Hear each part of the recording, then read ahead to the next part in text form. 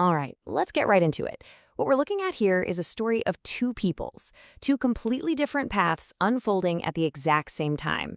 You know, in one corner of the world, a legacy is being quietly sealed in coffins, a promise for the future. And in another, a legacy is being forged in the fire of battle under the iron crown of a warrior king. And the contrast, it couldn't be more extreme. Over in Egypt, time is just slow. It's measured by the passing of a generation. It's a legacy of patience. But then you look over at Edom, and it's a whole different story. A new king isn't waiting around. No, he's seizing power with a sword in his hand. So back in Egypt, the years just keep rolling by with this quiet, steady rhythm.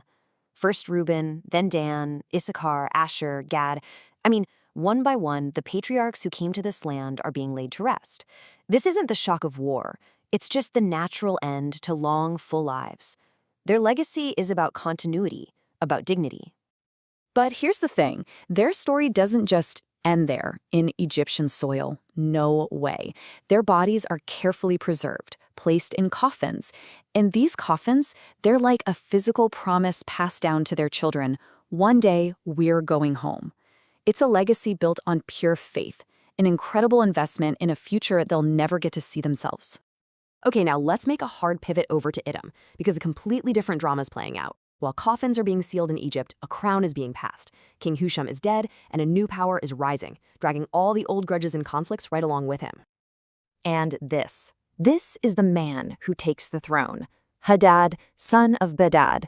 He's 76 years old, but don't let the age fool you. He is not some frail old man. The sources call him a battle-weathered king, sharp as a tack and hardened by decades of war. This guy didn't just inherit a peaceful kingdom. He's a general who literally carved his own name into the land with a sword. 400,000. Let that number sink in for a second. In the 50th year of his reign, that's how many men Hadad calls to arms. An entire army of the descendants of Esau. And their mission? March on Moab and force them to pay what they're owed. This isn't a negotiation. It's a show of absolute overwhelming force. So, you can imagine, facing this unstoppable army, Moab is in a full-blown panic. They know they don't stand a chance alone, so they make a desperate call to their neighbors, the Midianites, for help. An alliance is quickly thrown together, and two nations get ready to stand against the might of Edom. And the battle, it is just brutal. On the plains of Moab, Hadad's forces are absolutely devastating. Just look at the numbers. Out of a combined force of over 400,000, they inflict 200,000 casualties. They wipe out half of the entire defending army in one single bloody clash. And then it happens. The turning point. Seeing the absolute carnage, the Moabites break. They turn tail and run for their lives, completely, totally abandoning their Midianite allies on the field of battle. You know, this betrayal basically seals the fate of the Midianites. They have no idea they're fighting alone now, so they keep going, fighting with everything they have. But it's hopeless. Hadad's army just closes in and shows zero mercy, annihilating every last warrior who came to help Moab. But this victory doesn't bring peace, not even close. It just plants the seeds for an even bloodier war. That betrayal by Moab created a wound that, can only be answered with vengeance. The stage is now set for round 2. The very next year, the survivors rally. You've got the 5 remaining Midianite princes, and they gather their relatives, the children of the east and the descendants of Keturah. And this time, it's not about defending land. This is a coalition united by one single purpose: make Moab pay for its treachery. And in a twist that is just dripping with irony, what does Moab do? They are terrified of this new army of vengeance on their border, so they send a message to the very king who just crushed them. They actually beg Hadad to come back and save them from the allies they abandoned. And Hadad, being the ultimate strategist, he sees an opportunity here. He answers their call. He marches his armies out once again, but this time he's fighting for Moab. He returns to the very same plains, but now he's there as their protector. So, the final battle goes down, but the victory comes with a terrible price. The aftermath of this war isn't going to be peace treaties or handshakes. It's going to be a permanent state of hatred carved right into the land itself.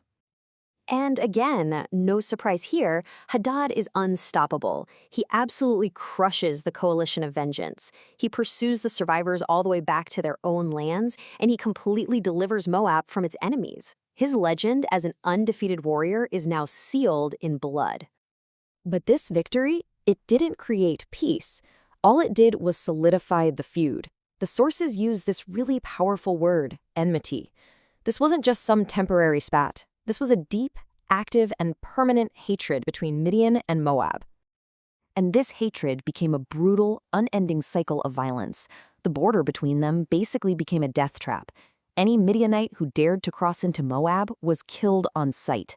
Any Moabite who entered Midian's territory, same thing. The war was over, but the killing just went on and on for generations.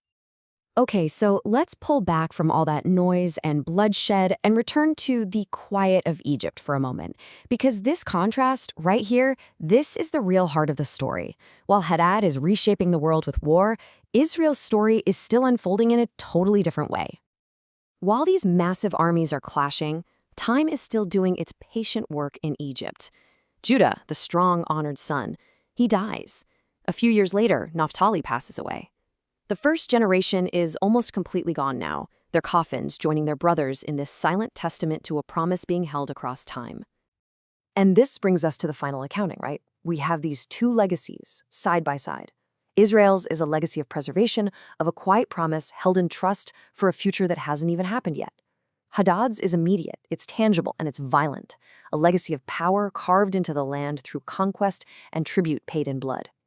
So we're left with this huge question. When you look at the grand sweep of history, what really lasts? Is it the kingdom built by the sword, the one that demands loyalty through force? Or is it the quiet, patient promise, held in faith by one generation and passed to the next? That's really the choice between these two legacies.